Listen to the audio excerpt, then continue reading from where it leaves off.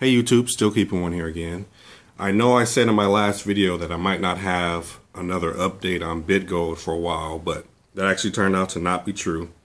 If you did watch my last video, which I'll put a link to down in the description, you will know that I tried contacting them multiple times and they refused to get back to me for whatever reason. Well, another YouTuber contacted them on my behalf, and they actually ended up emailing me earlier, and that email was full of lies and threats. I actually had to go and verify the email address to make sure that it did come from this company, because for their first contact with me to be like that, I thought it was some kind of joke or it was from someone else. But I got an email stating that I have 3 days to take down my last video about BITGOLD or else. And this was from them. You know, I didn't believe it at first, but you know, there is really no other explanation.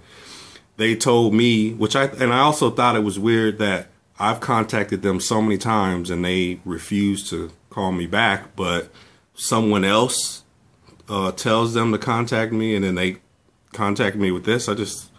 You know, it's very weird. But they told me that they did try to contact me, except whoever answered the phone said that that wasn't a number for me, which I know to be untrue, because they have my correct phone number and I always answer my phone. I am the only one with access to the phone, so no one else would be answering and saying anything like that.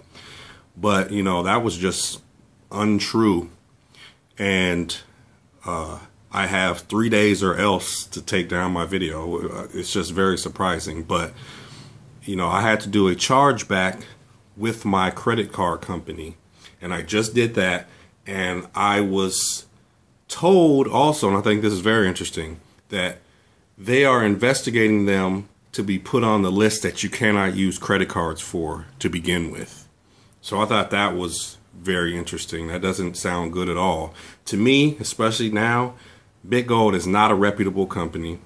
They then told me after all this that if I wanted my money, I would have to give them my banking information, which is absurd, because I don't know why I would or anyone else would give them access to their bank accounts. You know, the credit card was enough, you know, and I already had to do a chargeback, but to give them access to banking accounts is just, you know, ridiculous. My advice is to stay far, far away from this company.